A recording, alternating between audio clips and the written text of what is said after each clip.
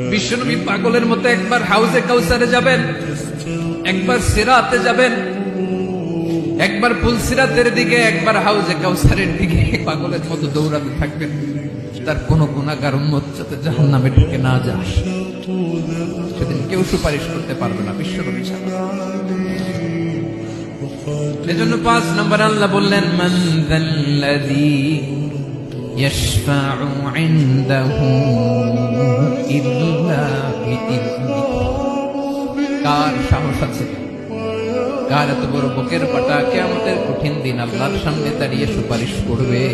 কারো ক্ষমতা নেই, কারো ক্ষমতা নাই। বিশ্বনবী সিজদায় পড়ে উম্মতের জন্য কাঁদবেন, সবাই কাঁদবে, নফসি নফসি, আল্লাহ আমারে বাঁচাও, আল্লাহ আমারে বাঁচাও। বিশ্বনবী বলবেন, উম্মতি উম্মতি। বিশ্বনবী আমার জন্য কাঁদবেন, আপনার জন্য কাঁদবেন, আমাদের